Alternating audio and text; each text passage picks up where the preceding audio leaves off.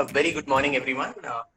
It's really a great pleasure and honor to be speaking to all of you. And thank you so much for being here on a Sunday morning. I know it's so difficult to actually get together for a talk on history on Sunday morning of all times. But I wouldn't expect any less from the enthusiastic members and patrons of Khaki. And I think I find it extremely pertinent to be talking about, as Farooq mentioned, the subcontinent's first commercially recorded artist with a group like this, which is so steeped in the cause of culture and heritage preservation. Gauhar Jaan perhaps belongs to that era of musicians, and particularly women musicians, whose memories have been consciously thrown away into the dustbins of history. Their stories, their struggles, their lives have been consciously erased from national, public, as well as musical consciousness. But at the same time, a lot of their music still remains, in the form of the 78 RPMs, the shellac discs on which they recorded when recording technology first came to India. And these discs lie scattered in different parts of India, including in Mumbai, where I actually managed to stumble upon several of her records, the 78 RPMs in the Chor Bazaars there, the flea markets, the shanties. So that is exactly where the cultural inheritance, the cultural heritage, the musical heritage of this country lies rotting with nobody caring a toss for it. Of course, in the process, Gauhar Jaan came into my life in a very, very serendipitous manner about 12 years ago when I started researching on her by accident.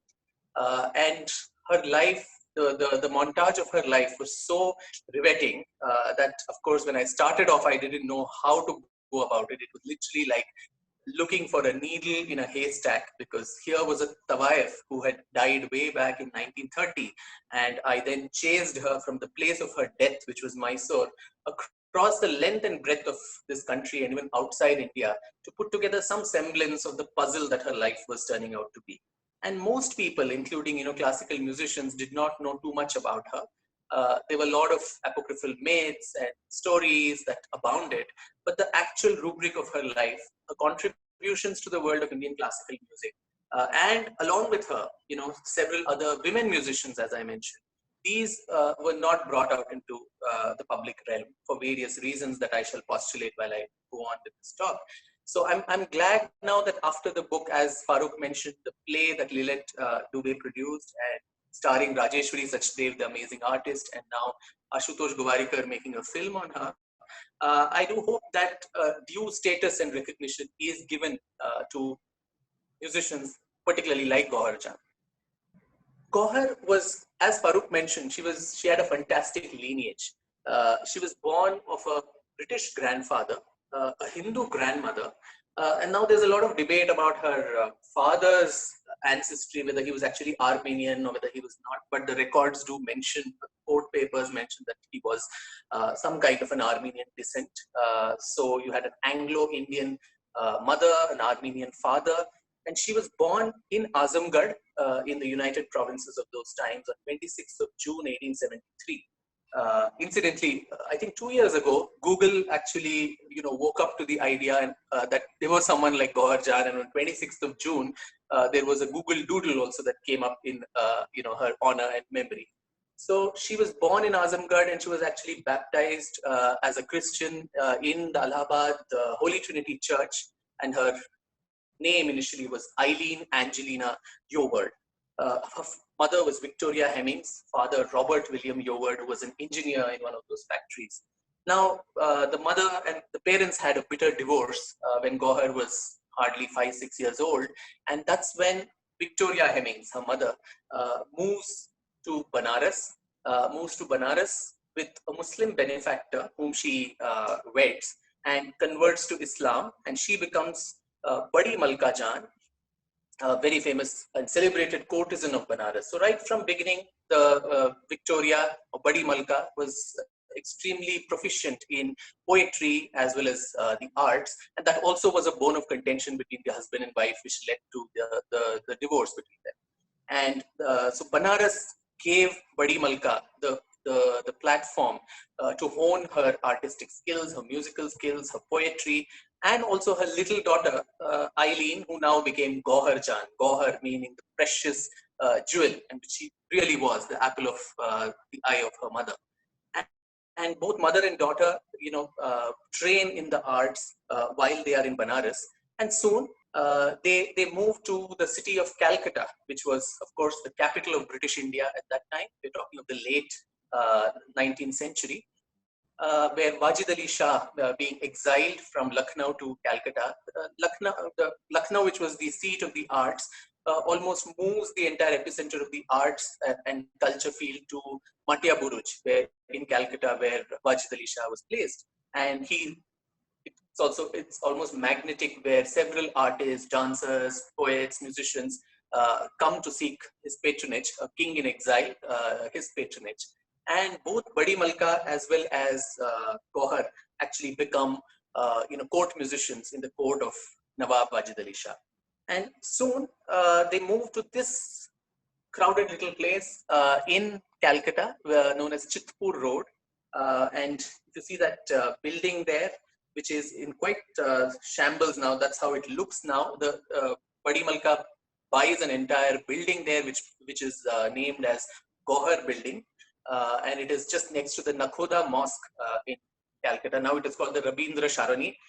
It's in shambles. Nobody even knows. The house has been converted into all kind of a ramshackle, edifice, selling everything from cheap ware to foreign exchange, all of that. So somewhere in and around those narrow gullies and shanties of Calcutta, in this particular lane, the old timers do remember Gauhar Bai, the mehfils that she used to conduct in this kotha of hers that was established, and the kind of patronage that she received from the local zamindars and the others.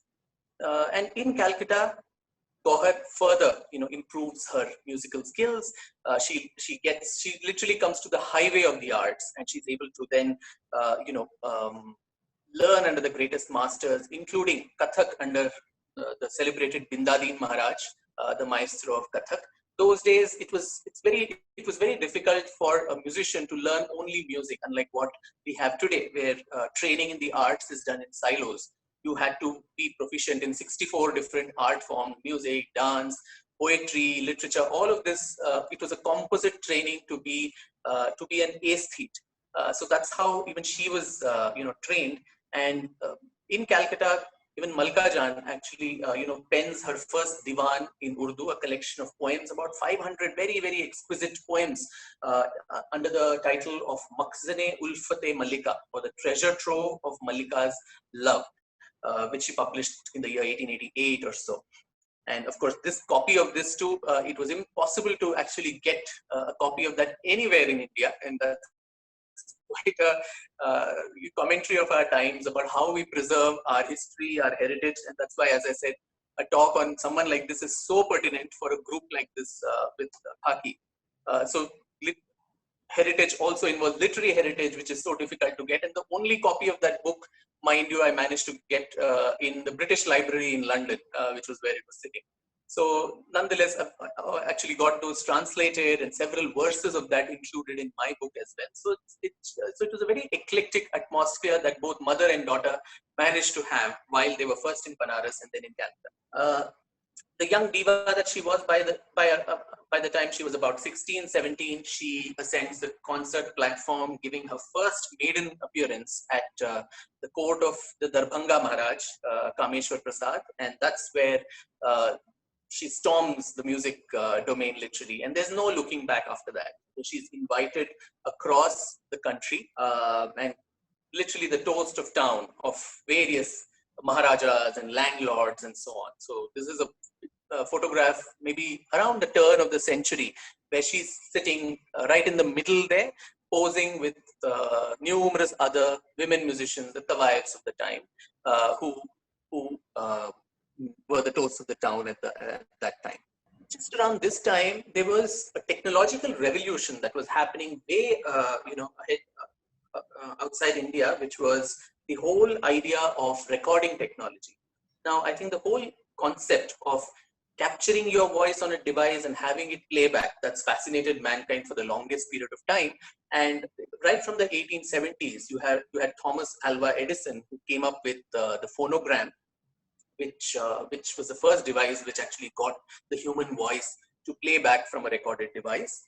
And this phonogram also came to India around the same time, 1870s, 1880s, where this is actually a photograph of Raja Deen Dayal, the famous photographer, in, I think, Hyderabad or so, where everybody, as you see, all Indians are so fascinated and everybody's recording their voices, 1 minute clips, and then listening to their own voice with a lot of fascination. So it was more of what was known as a talking toy. So everybody would love to hear their own voice. Children would wonder whether there's someone hiding inside the machine and speaking to them and so on.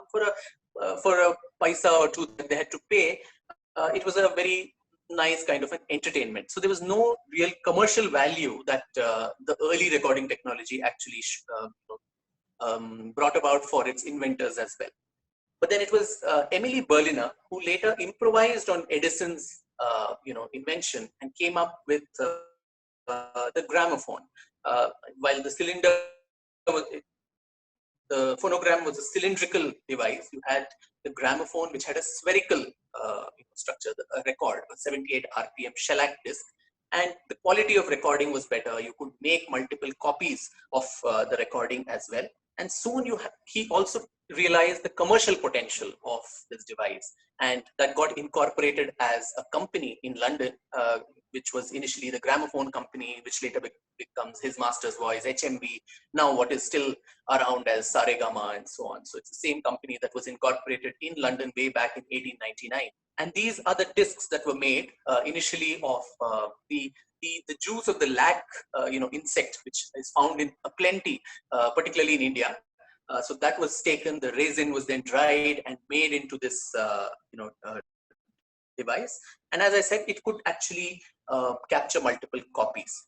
And the commercial potential of this was realized by Emily Berliner. And so it came to be known also as the Berliner gramophone, as you see some of the advertisements of the time saying how, at what cost it is sold. So it was becoming a very, very flourishing, flourishing enterprise.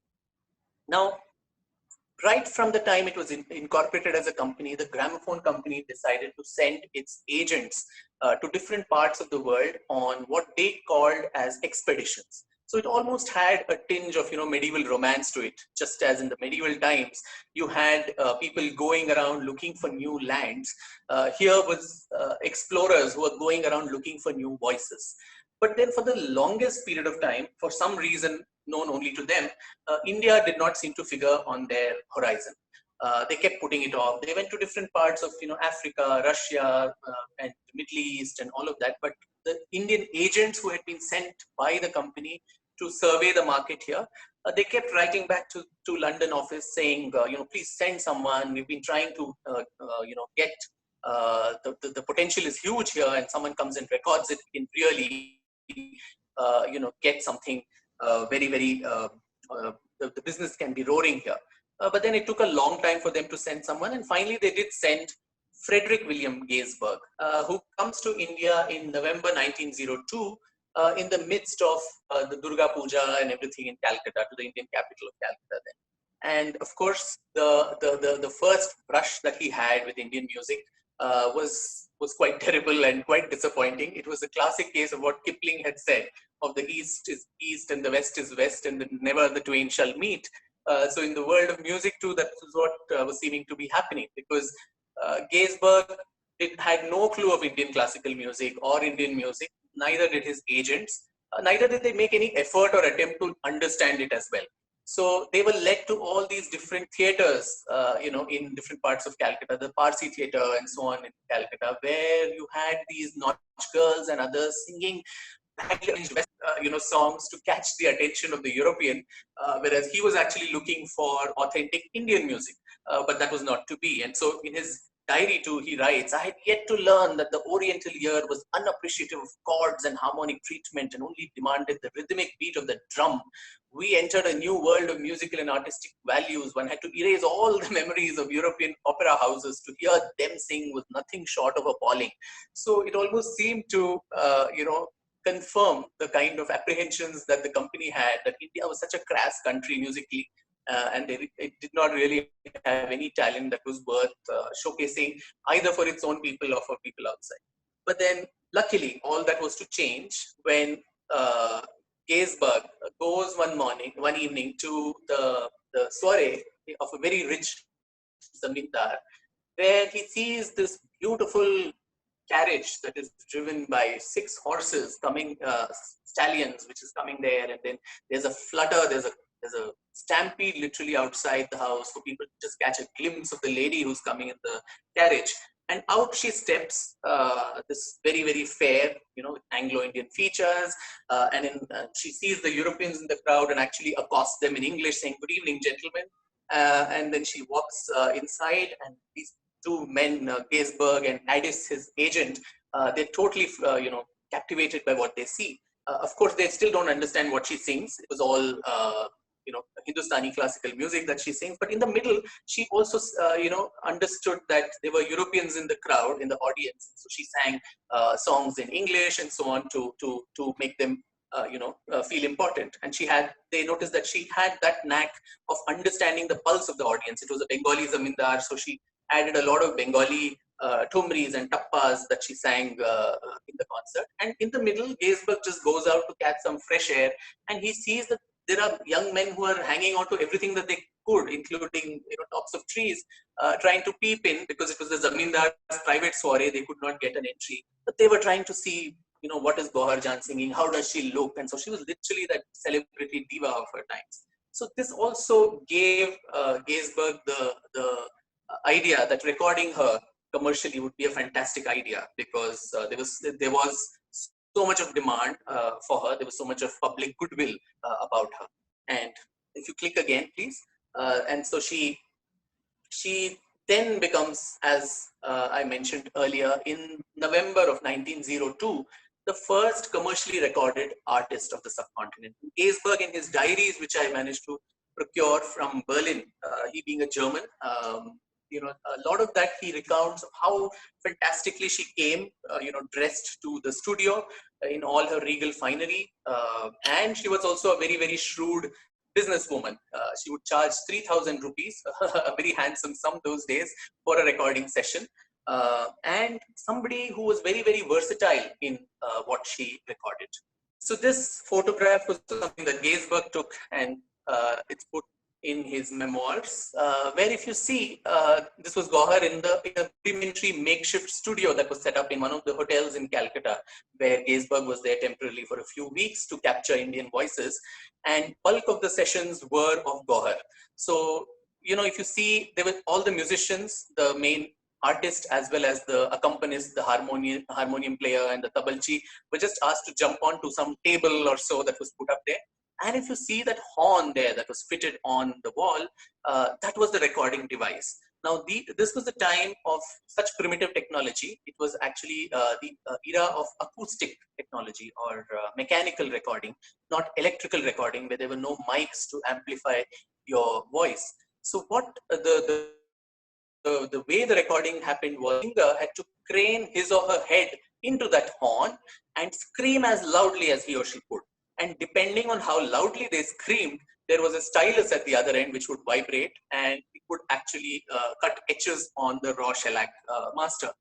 Now, also, I'm sure most of you would know that Indian classical musicians, while performing, they get so carried away by the whole effect of the raga that they tend to move their hands and head and so on. And so that would impact the quality of, or the intensity of the acoustic energy that is going into the horn. So there would be 2 agents who would hold their hands, one who would hold their head and push them further into the horn, saying, "Bellow hard." So, it is really, really, when we hear the recordings of the time, at the outset, our technologically trained iPod and this kind of a ear may find this extremely, primitive, and how can someone appreciate this? But when one looks at the historical context and the challenges within which these musicians actually recorded during this time, then we perhaps become a little more sensitive to appreciating that relic of the past. So to probably give you a little sample of that, I'd request Sneha to play a clip, a thumri that Gauhar recorded somewhere around 1905 or so, Sham Sundar Ki is the name of the thumri.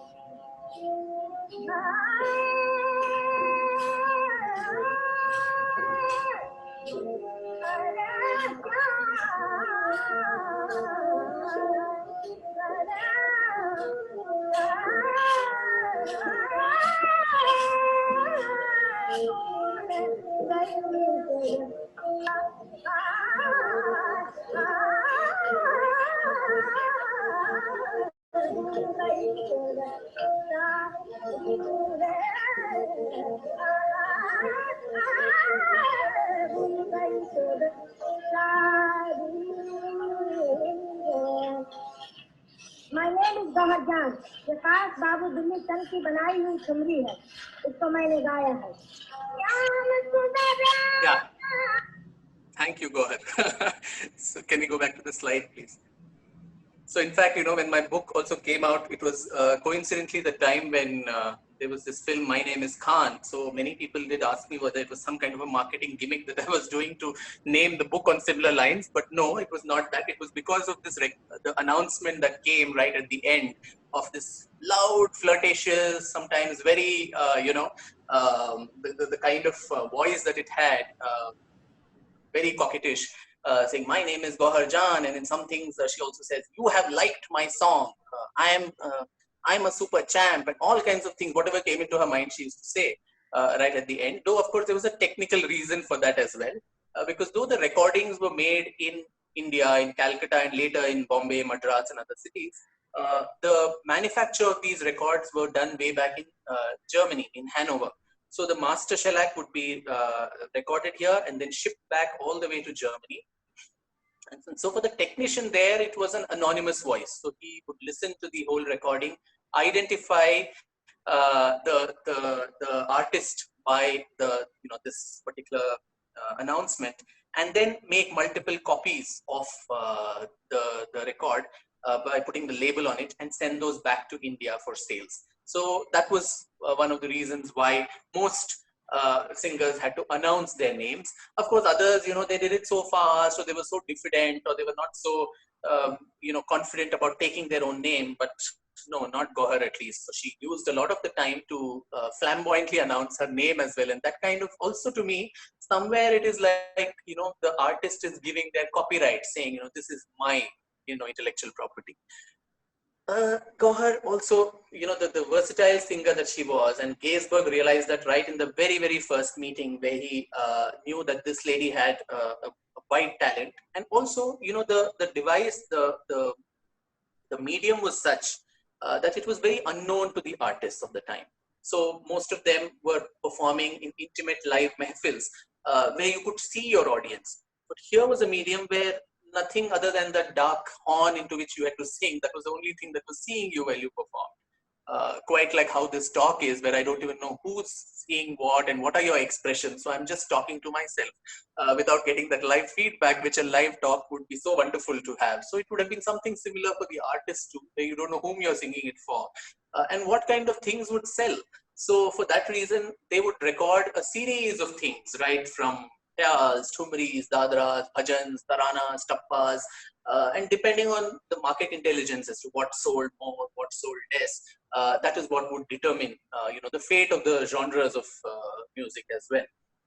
So Gohar also recorded in almost 15 different languages that included, other than of course Hindustani and Urdu and so on, also South Indian languages like Tamil and Kannada and Telugu. She had learned some Carnatic songs, Carnatic bhajans, and she sang those also. So it was a very, very eclectic and wide range that she recorded. English songs, My Love is a Little Bird that flies from tree to tree, very suggestive. Songs like this also that she sang, something in French. Most of these don't even, we don't have copies extant of this. It's only the catalogs that say yes, someone said Khaki diye praner pakhi. So that was another very famous Bengali tappa that she sang. That was the wide range. About 600 records that she cut in her illustrious career in close to 15 different languages. Now, along with the challenge that I mentioned of screaming and shouting into those horns, the other problem that musicians of this time, this era, were facing was that all these records were only of about 3 minutes duration. So those of you who know something, art form like Indian classical music, which is so improvisatory in nature, where at that time too there were ragas which could be elaborated all through the night. For an artist to actually compress that into a capsule, it was almost like Pressy writing in literature, where you have to condense everything into a small capsule. In 3 minutes, also give, if you heard the Shama Sundarshi, there's a little bit of the lyric, there's a little bit of the lyric, there's also a little bit of dance. So including some of her khayal renditions, there's a little bit of everything. You have to have, you have to show the audience or the listener a sample of everything. Sargams, a little bit of tans, a little bit of the antara, the mukhda, and then also keep those 10 to 15 seconds towards the end to announce your name, for identification. So it was a very, very Herculean task for the artist, and the credit goes to Gauhar Jaan, who was the first artist who brought out this template, saying how can you condense something which is so vast, so exploratory, so improvisatory into such a small capsule, and still maintain the aesthetics of the art form and entertain also, and it should also sell, because if it's not selling, then nobody's going to buy the records. So it really was a challenge, but then I think she circumvented it very well. She created the template which later on other artists, mindlessly actually copied the same format. Of course, maybe it got better than her, but then she was the first one who brought this out. And the gramophone record sold like hotcakes in India, so much so that within a very short time, India became the mainstay of the gramophone companies' worldwide fortunes, especially during the time of the world wars, where the market in Europe had almost collapsed. So India and the Indian market was what sustained the profits of the gramophone company. And they too realized that through the very blitzkrieg marketing campaign that they launched, through different advertisements of the time. This, in fact, I found at the EMI archive in London. I think it dates back to 1907 or 8. If you see, this is the picture of probably a very rich Bengali zamindar, and you have the gramophone horn right in the center of his drawing room. And interestingly, you have the lady of the house also standing there, not even in parda. And the old man, whom you can see there, probably the zamindar's father, he's also there. In front of him, the lady is standing without parda. There are 2 young children there. There's also a dark-skinned gentleman who's sitting there, probably the servant of the house. And of course, that ubiquitous dog, the HMV dog, Nippon, who was the mascot of the company. So in this one picture, if you see, I think the gramophone company was trying to break several myths, saying, this is a liberating device which is there for everyone, man, woman, young, old, rich, poor, class, caste, gender. Everybody can sit and enjoy this in the confines of your house. So this was the message that they were trying to convey to Indians. And of course, religion could not be far away. Religion is the opium of the masses in India. So this was the gramophone Saraswati, where from the veena, you had the gramophone horn coming out instead of the kudam of the veena. So saying, almost literally telling Indians, your goddess of music and learning has adopted this device, so it's high time you do as well. So literally a case of selling India back to the Indians at a cost of 250 rupees per machine. The other very important and pertinent point that we must keep in mind was that when recording technology first came to India in 1902, across India, it was the women who were the major artists who actually embraced it. North, south, east, west, it was the same. And most of these women belonged to the community of the tawaifs in the north and the devadasis in the south. And most of the men folk, I mean, usually we associate men with all tech and gizmos and all of that, but at least in this case, it was the women who were the pioneers. So most of the male ustads, barring a couple of them, Abdul Karim Khan Saab and others, Imdad Khan on the sitar, took to recording, but most of the men stayed away from recording. There were various reasons for that. One was, of course, superstitions, just like about, photography.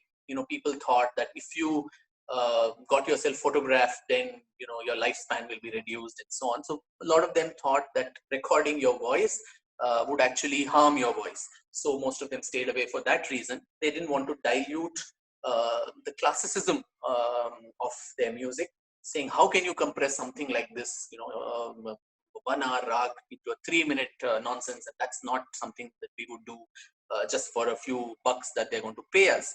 And also this whole gharana warfare that was there, that my gharana secrets, I'm not going to share with your gharana, and all of this. So all these reasons kept the male ustads, very wary of this.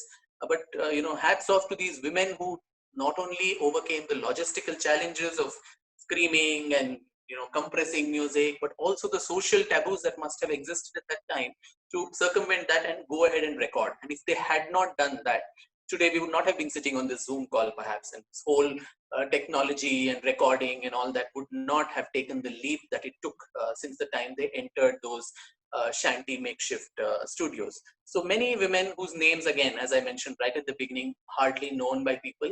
You have Gauhar Jaan there, you had Janki Bai Allahabad right below with her whole battery of just look at all those musicians, and many of these, recording experts, they were called recording experts like Gaisberg, they write in their memoirs that, they came so regally, royally dressed, thinking they're performing in one of their Maharaja's mehfils, whereas, nobody was looking at them actually. Many of them were so superstitious too, funnily, that when the recording expert would ask to have them photographed, they would remove all the jewels and keep it away because nazar nahi lagna chahiye.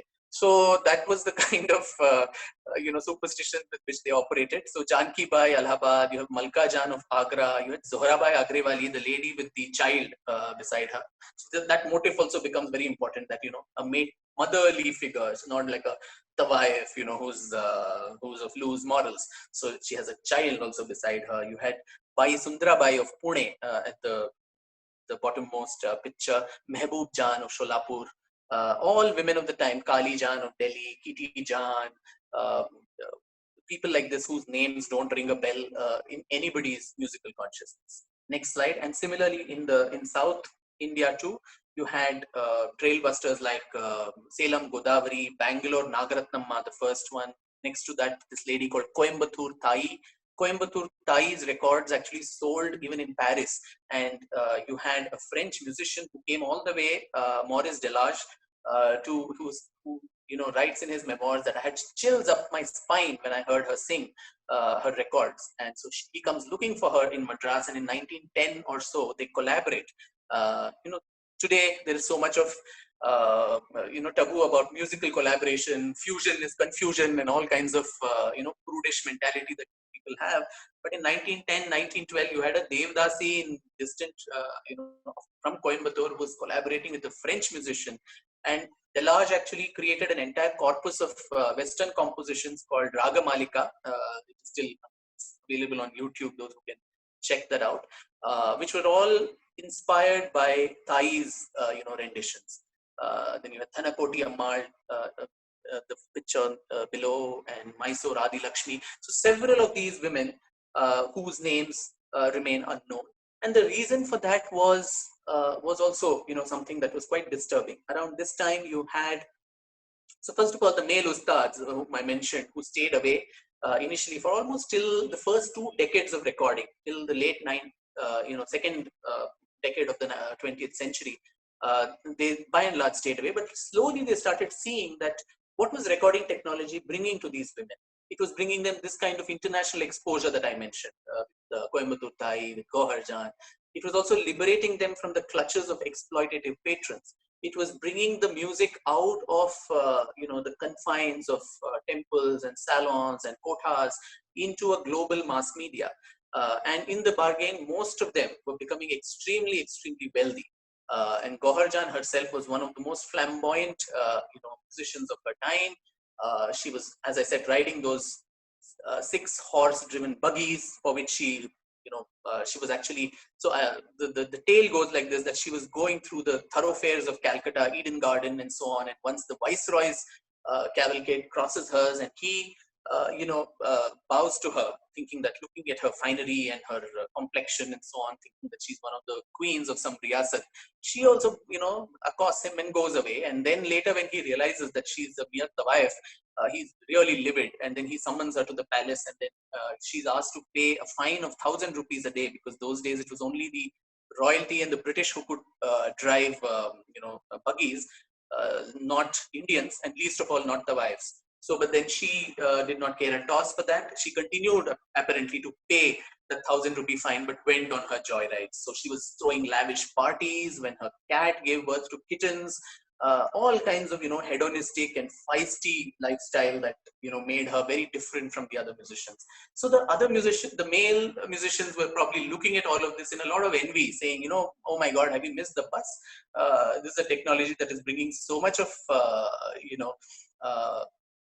wealth and recognition to the women. So why not get it? And like any typical male attitude, you get in and also displace the woman from the field, which is exactly what happened with most of these musicians. You had the campaign known as the anti-nautch campaign that was launched right from the Madras presidency in the late 19th century. And by the time it was 1930, across the country you had this campaign where any woman who was performing in public, they were all branded as common prostitutes, and you had they were literally banned from performance, from public life, with no remedies made for an alternative career or their rehabilitation. So most of them either died in penury, or they resorted to flesh trade, or many of them tried to, the constant innovators that they tried to reinvent their lives. Many of them moved to Bombay, to the new film industry. So most of them, whether it was Nargis's mother, Jaddan Bai, or anybody, they all belonged to that lineage of Baijis. So the British did not realize, neither did some of the educated, neo-educated elite Indians, that it was very unfair to brand the whole, hierarchy of the tawaifs as prostitutes. Because like everything in India, there was a caste system there also. There was a hierarchy, a pyramid, where right at the top you had the Bais, who were the most respectful. Bai itself was a connotation of respect. And then you had the Bai only sang, whereas the Jaan was somebody who sang as well as danced. Then much, below that pyramid, you had several other, communities. And you had, of course, at the bottommost part of the pyramid, you had the prostitutes too, most of whom were not allowed, high art. So the fact that someone was a tawaif or Gohar was a tawaif did not mean that she was available, so to say, to everybody. It was her freedom to choose a patron of her choice for how much ever time she wanted. So, but then these kind of subtleties, nuances was not something that any of them understood. And with this, feeling of spite for them, most of them were, polished, banned, and their stories, which is one reason why reconstructing the life stories of most of these artists becomes so difficult in today's day and age. Their music may be still screeching out from those scratchy 78 RPMs, but still, who were they? What were their life struggles? How did they become what they became? What were their experiences in encountering this technology? These things remain shrouded by and large in mystery. So these are snapshots of some of her records. If you see, slowly she also diversified. There were numerous other recording companies that came to India. The one in the center is, of course, the Gramophone record, but you had Singer, Sundays, Nicole, Pathé from France, Germany. Everybody started vying for the India market, and Gohar was certainly one of the most important and celebrated artists of the time. Now, of course, while, as I said, the one thing that distinguished Gohar from the other musicians was that this whole hedonistic and feisty nature.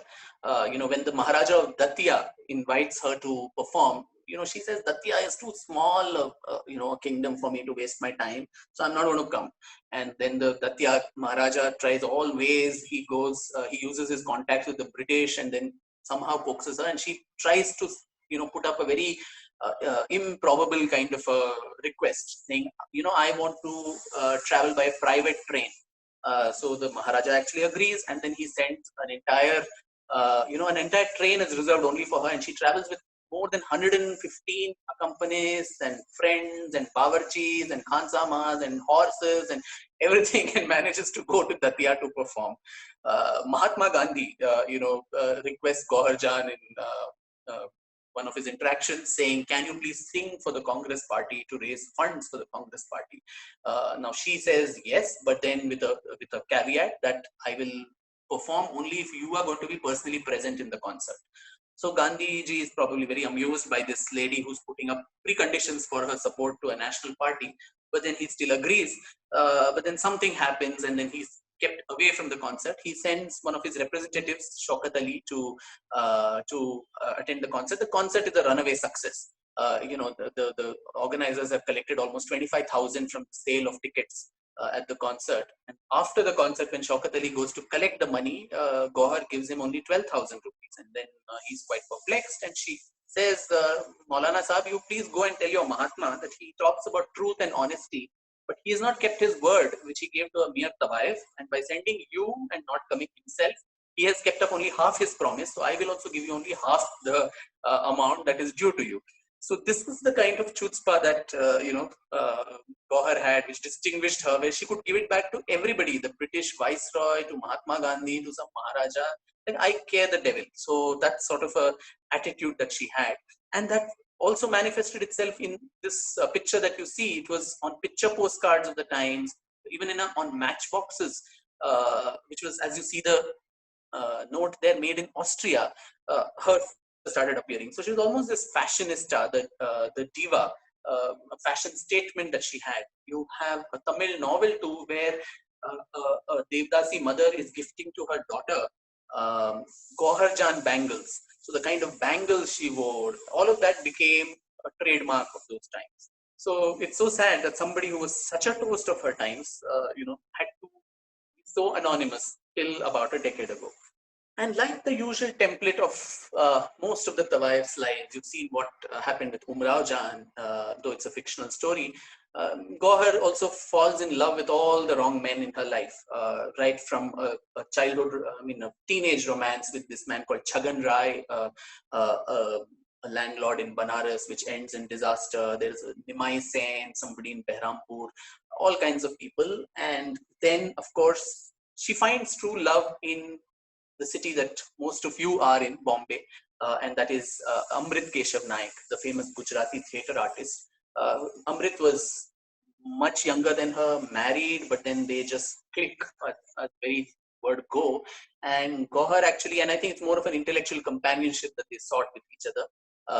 Amrit used to pen several lyrics. This famous Dadra called Aan Baan Jiya Mein in Rag Dhara was something he had composed, and Gauhar used to tune those, and they would sing it together. She would also tune some of his, the theatre that he was part of in Bombay. That also she would be like a collaborator for him, and she actually moved her entire, existence from Calcutta and moves to Bombay for about 2 years, 1906, 07, around this time is what I'm talking about. And they live in together. And most people talk about, the hedonistic, enjoyment that the couple were always seen in. They were seen at the Mahalakshmi racecourse, hooting for their favorite horses, she in her goggles, and he, running all around her. And so all of this was happening. It was literally like a scene from paradise. Before, of course, things come to a rude halt, where Amrit Keshav dies suddenly of a heart attack in the middle of the rehearsal for his play when he was all of 31 or 32. And that kind of shatters Gauhar a lot. And she almost contemplates giving up her music itself. But then there's some other trouble brewing back home in Calcutta, where she has to prove her parentage in court, where there is a servant who's trying to usurp her money and property and embezzle funds and all this. So she's back in action in Calcutta. And from there, I mean, she's trying to also juggle all these personal calamities that she's facing with all these men, and also the highs of her professional career, the concerts that's taking her all over India. She's performing in 1911 at the coronation of Emperor George V, when the capital of India was shifted from Calcutta to Delhi. Along with Janki Bai, she performs at such a prestigious concert, but still in her personal life, she's deeply, deeply sad and lonely and sorrowful. And in fact, Akbar Allahabadi, one of those Urdu poets of the time, he writes very derisively that you have everything in your life, bas ek shohar nahi rakhte ho tum.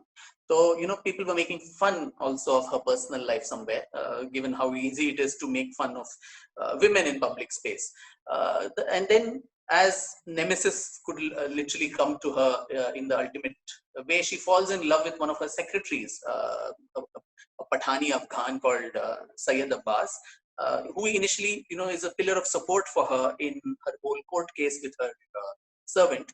But later on, they get into a muta marriage, Shia muta marriage, but then contractual wedding. But slowly, and she's so trusting of him, she's so bad at managing finances, and how could she be when she's so extravagant, throwing parties for cats and kittens? So obviously everything is managed by Abbas. So slowly he's actually forging documents, he's withdrawing money from her bank accounts, her different houses in Calcutta get transferred to his name. And by 1924, 25, there's a huge case that also happens where she seeks a divorce from him. And that becomes a public scandal everywhere. People are as it is waiting to pull her down. And this whole personal life, which is a mess, a lot of dirty linen is washed in public, and she's so totally broken by all of that. She stops performances and slowly, withdraws into oblivion, and that breaks her further. So it's a loop thing that you withdraw, you get more oblivious, and then you further withdraw, and you don't know where to break that loop. And this is towards 1928. She was literally reduced to the state of beggary, where she was selling her bandishes at 1 rupee each. So somebody who was charging 3,000 was throwing, parties and so on. The time comes where she's actually begging for money. And as you see, not a very old age, but still she's, the vicissitudes of life have literally bogged her down. This was a sketch of the time. And that's when in 1928, Maharaja Nalvadi Krishnaraj Wadiyar of Mysore, he invites her because her, penury, her sad state is national news almost. Everybody knows about this, and he reads about this. And Mysore was such a citadel of the arts, also a princely state which actually welcomed musicians of all genres, whether it was Hindustani, Carnatic, Western, and a lot of collaborative work among all these musicians, a very egalitarian kind of a court.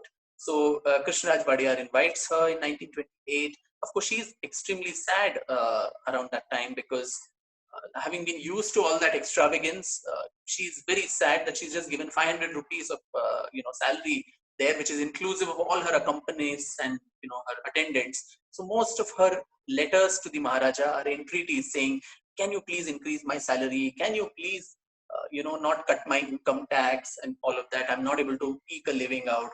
And that was my first entry into Gauhar's life. When I was researching on my book on the royal family of Mysore, I found these letters of hers where she was making these very, very sad entreaties to the royal court saying, "Please, can you help me out?"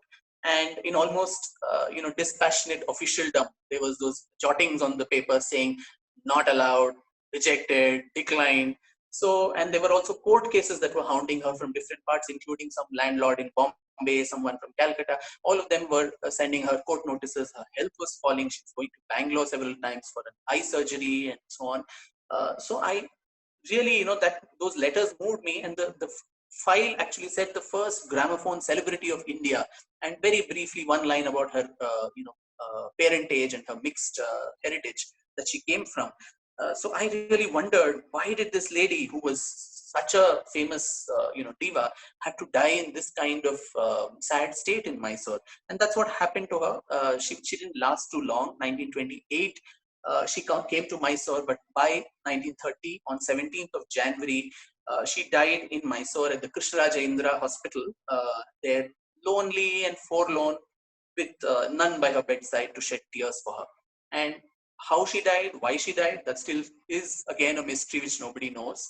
In fact, during the course of my research, I went to the KR hospital masquerading as, her grandson, and then tried to forget, things like her death certificate and all that. I did manage to get the death certificate, but even there, the reason of death is a blank. So one doesn't know. It could also be that she committed her own life to end, or anything could have happened.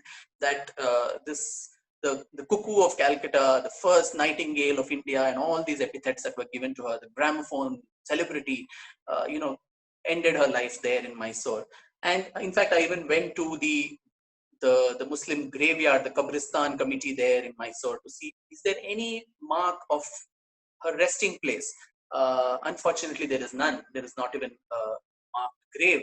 So probably, and there was no way the body could have been sent all the way back to Calcutta. So she was buried somewhere in an unnamed, unmarked, uncelebrated grave in Mysore. But be that as it may, the story of her life may have vanished. But I think the many aspects of Gauhar Jaan, her life, her contribution to Indian classical music, her voice that still speaks to us in many ways, that continues to fascinate us to this day. I thought I'll end this talk with something that might touch an emotional chord with most of you on the call here, which is in 1907, she performed at the Asiatic Society, the town hall in Bombay. This could possibly be the time that she was living with Amrit Keshav Naik. So somebody there recorded one of the songs that she sang there. This was known as it was a dhun in Rag Kalyan, a Qawwali sort of a thing in Urdu. And the recording is extremely bad. So it's through Dr. Suresh Chandwankar and the Society of Indian Records Collectors, who've done, based out of Bombay, done so much of a yeoman service to keep whatever little of her memory alive. He managed to resurrect this record. It was very difficult to even digitize it into an electronic form.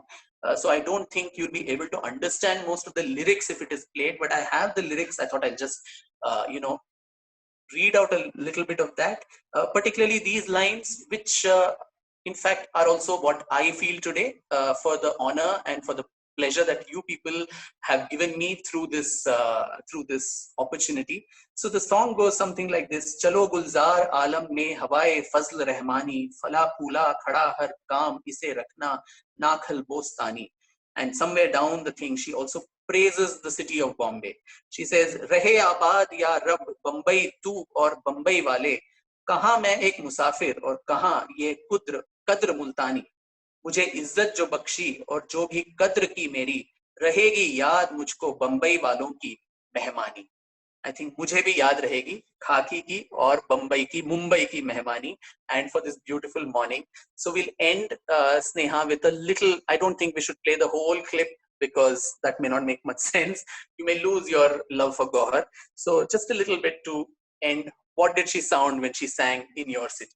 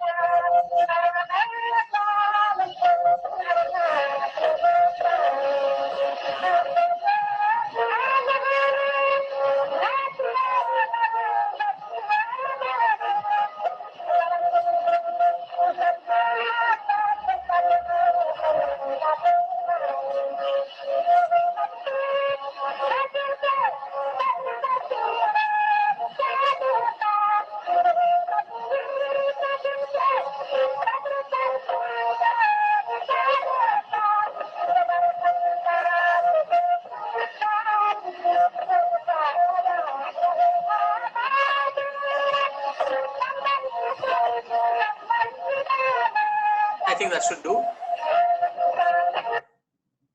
And she ends this saying, my name is Gauhar Jaan, ye gana kamal ka hai.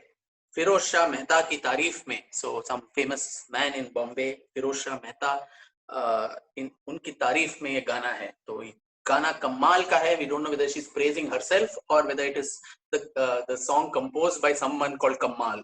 So nonetheless, that was Gauhar Jaan for you. So thank you, ladies and gentlemen, for this wonderful opportunity on a bright Sunday morning to share these voices from the past about somebody who's been totally lost in the dustbins of history. Thank you. Thank you, Vikram. That was really fascinating. And what is fascinating is that you took her through her life trajectory all the way till she meets that unfortunate, unsung end. And what I really liked was those little snippets that you interspersed with the parties for the cat and driving down Eden Gardens and cocking a snoot at the governor. That was a real gutsy woman. I don't know if it's too presumptuous to call her the Kangana Ranaut of her time. So shall we look at the question? She would have also been called naughty, perhaps. You have written on a social media post, Vikram, that her story was angst-ridden. You gave us a glimpse of what was the angst in life, especially towards the end. But you've also written that GauharJaan has changed your life and its course completely. You did tell us about how you stumbled upon her while you were researching the Mysore royals. But do tell us a little more about how she changed your life completely. I'm sure that will be very fascinating for us. Oh God, Farooq, I didn't expect this question. That's quite a googly, I must say. So while I was writing about Gauhar, I was still, juggling my life with a corporate career that I had as a very boring financial analyst, risk manager, initially in Mumbai, in Citibank and all of that, and trying to juggle my love for history and music along with that. But I think she changed my life in more ways than one. One was, of course, the book went on to become a success that even I did not foresee. So much so that I could manage to give up my career in the corporate sector completely and actually take to writing, and thereafter, also go on to do my PhD in history on very much the same subject, which I did from the University of Queensland in Australia, on the advent of the gramophone technology and its impact on Indian classical music. But alongside, there was also something very interesting that came about. So while I was researching on her life, as a student of music myself, I was very keen that I should also hear some of this music and analyze that in the book. So the book actually comes with a CD of all her digitized songs, about 25 or so tracks. Wow. But then, to actually, and that's what opened my eyes to this whole world, which I mentioned of flea markets and shanties, which is where the valuable cultural inheritance of our country lies rotting with no sense of care. And during a fellowship that I got in Berlin, I went, I toured extensively different parts of Europe, Berlin, Paris, London, Vienna, and I was quite astonished to see that most of these places had a national sound archive. Where not only did they, maintain the audio heritage of their country, but they were valuable holdings of Indian recordings. Not necessarily only of music, but also voices of common Indians. There was one archive, the Laut archive, I remember in Berlin, where the voices of prisoners of war of the First World War, and about 100 Indian prisoners of war who spoke in different languages, Punjabi, Marathi, Tamil, Sindhi, all these was recorded. The voice of Lala Hardayal of the Gadar Party, Rabindranath Tagore going to Berlin and giving a speech, all these was recorded and kept there. And people kept asking me, doesn't India have a national sound archive? And as a student of music, as a student of history, and more so as an Indian, I think I was deeply ashamed that we don't have one such institution. And for the longest time, I also tried with the government, the previous government, to say, I'm willing to give up everything and help you set this up, but you know how governments are, so then nothing moves. And so that's when I, was lucky enough to have the support of Mr. T.V. Mohandas Pai, who was Infosys then and now with the Manipal group. So he said, why do you want to run behind governments and so on? I think it needs to be a private initiative. So like Khaki.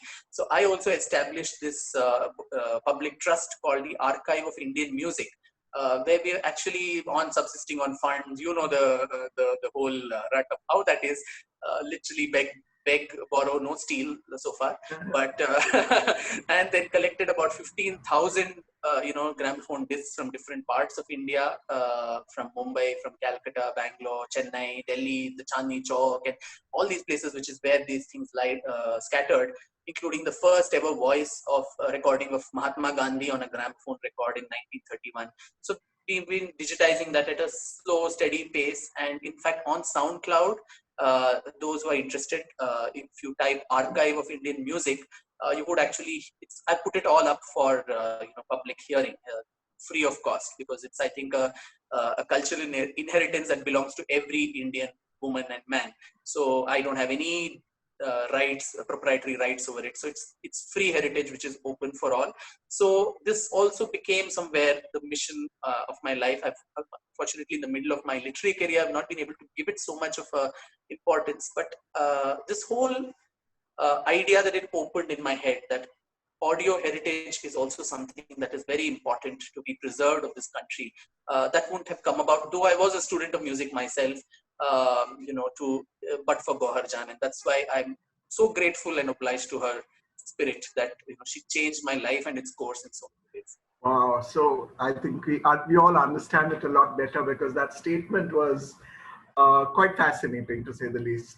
And speaking about your interest in music, we have amongst us one of your colleagues, not a batchmate, but an alumni of BITS, who says, "Would you sing for us with your voice?" Oh my God, no, not at all.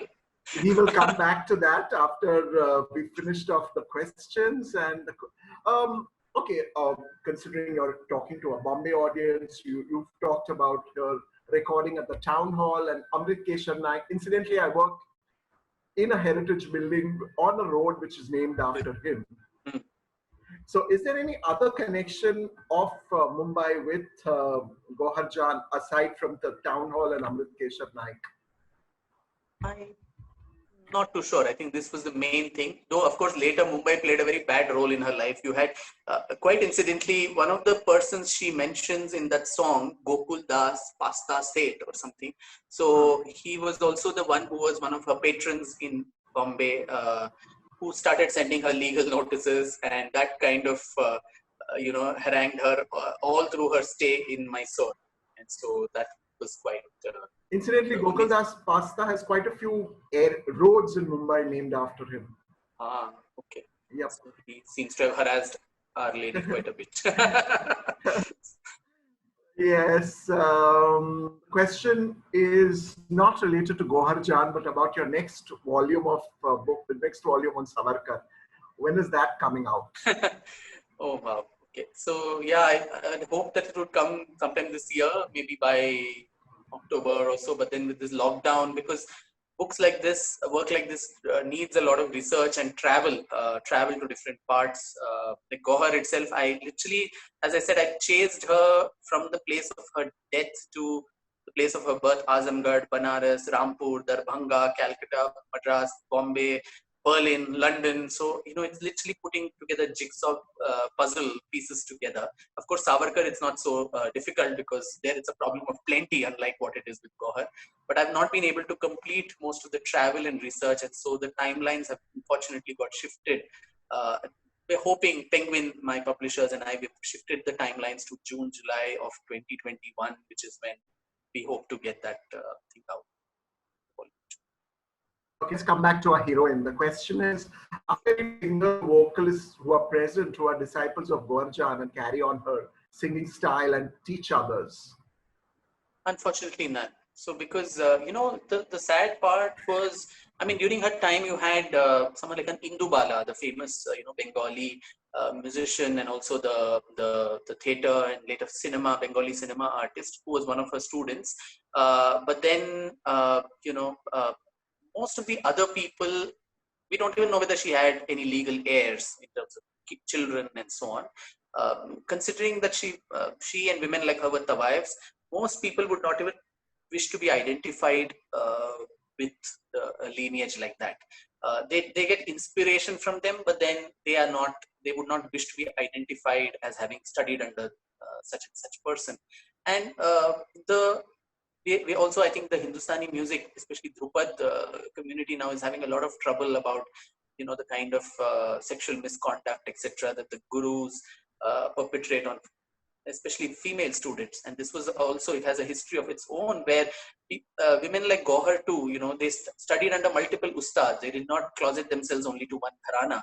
And most of these ustads, they took it as their right that, you could also sexually exploit your female disciple, especially if she came from a tawaif background, like course for the part. And so there's nothing wrong in doing that. So it's a very complicated teacher-student relationship that was there of this time, particularly with this community of singers. So there is sadly, but a lot of artists, including Begum Akhtar, writes about how when she was a little girl, Gauhar had come to her school and she had asked them all to sing, and one of them, and she sang, and then she had praised her and said she's going to become a famous artist someday. And so, and she also mentions in her memoirs that at some point, I think she was so disillusioned, especially after that whole Rampur incident in Begum Akhtar's life, that she wanted to give up music and wanted to go to films. And she said that time it was GauharJaan 78 RPMs records, which inspired me that I need to become something like this. Same with Siddheshwari Devi. So Siddheshwari Devi also writes her daughter's memoir of the mother.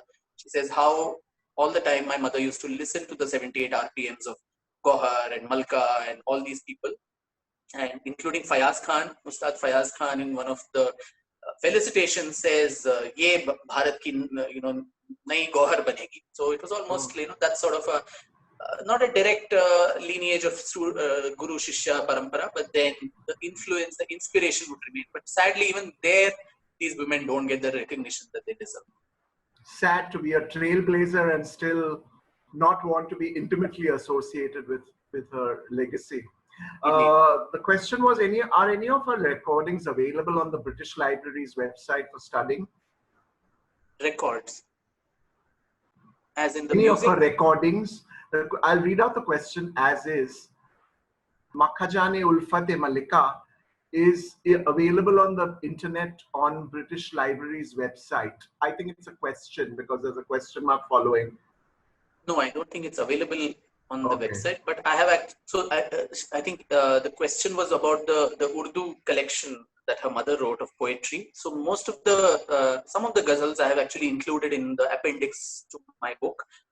In fact, and then we've actually got it, because it's out of copyright, we actually got it, reprinted. A gentleman in Pakistan actually did it. We worked together on that and got it reprinted in actual Urdu script and so on. I don't know if it's available in India now with the kind of tensions we have, but then, yeah, on the British Library website, it is not there. But her recordings, if someone wants to hear more of her voice, barring the little snippet that I played, it's all there, almost 50-60 tracks on my archive of Indian music website on SoundCloud. You just need to go there and search for the playlist on GauharJaan. So the archive website itself has close to about 3,000 tracks.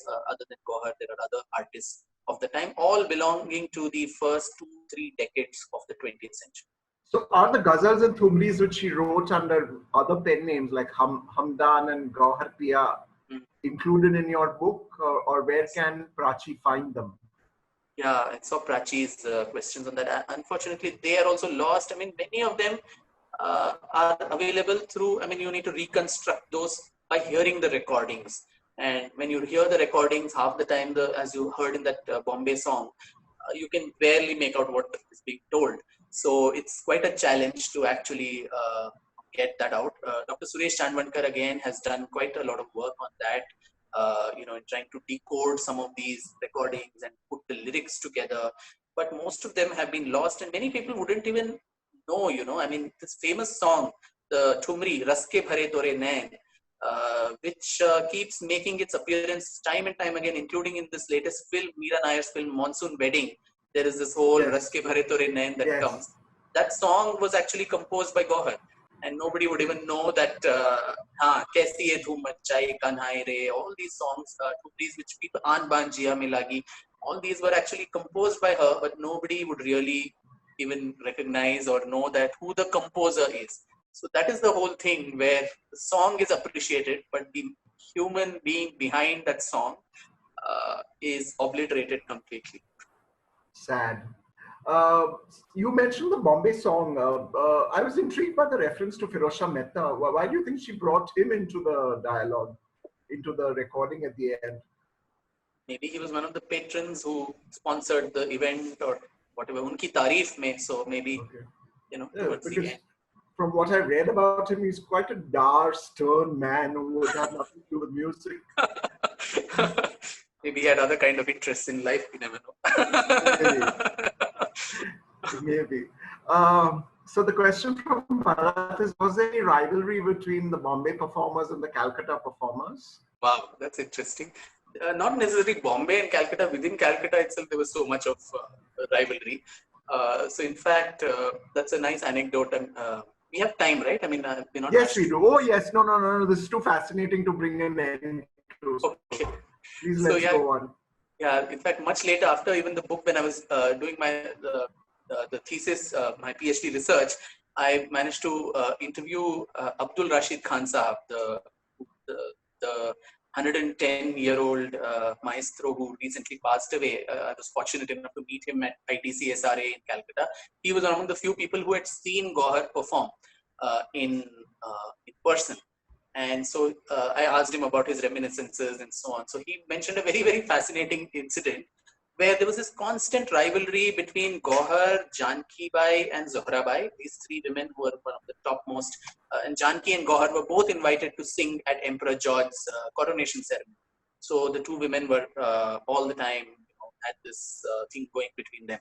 But Zohra particularly was a far superior musician. Even when we hear her recordings, especially her Khayal rendition, she belonged to the Agra Gharana. So a lot of the structure of her voice, the improvisations, the dance she does is a lot better than even Gauhar, to be honest. And Gauhar was a good marketeer also, but then when it came to musical aesthetics, Zohra was better. And so I think the organizers also play this rivalry a lot.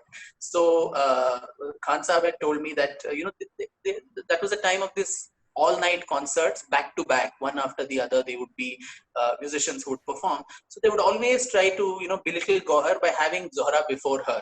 So after the audience has heard the enraptured by the music of Zohra Bai, then her song kind of falls flat and she didn't know what to do. And so she would always apparently sit from the green room and keep looking at what is she singing, what rag has she sung, what is the audience response. And one particular concert where Khan Sahab had some village in UP or somewhere where he had heard her, she does a very interesting thing to diffuse the mahal that Zohra Bai had created. She goes there and starts tuning her tanpura and purposely does something so the string gets cut. And so there, it was a village, so they had to get another string. So that easily took another half an hour or so in the middle of the night for them to go and get another string.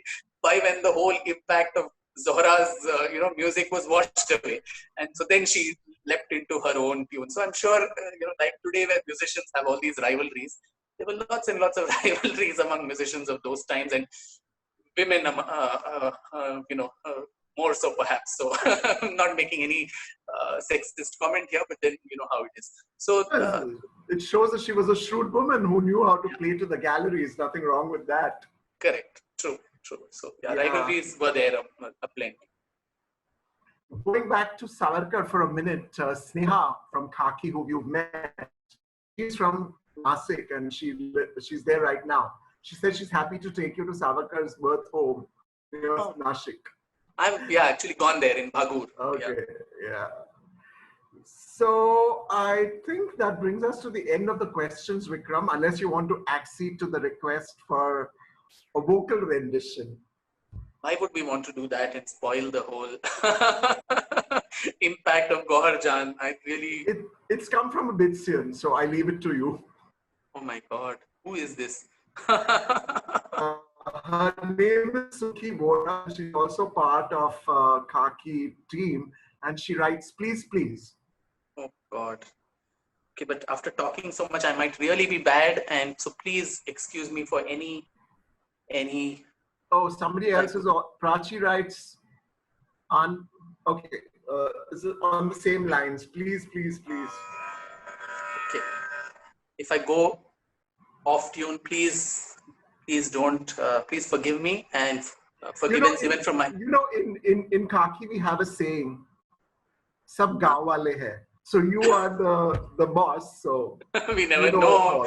We never know where ustads are hiding. So I've been very out of touch. So kindly, and after talking so much, it is difficult. But I will try. This is a Meera bhajan in a Rajasthani Mand style.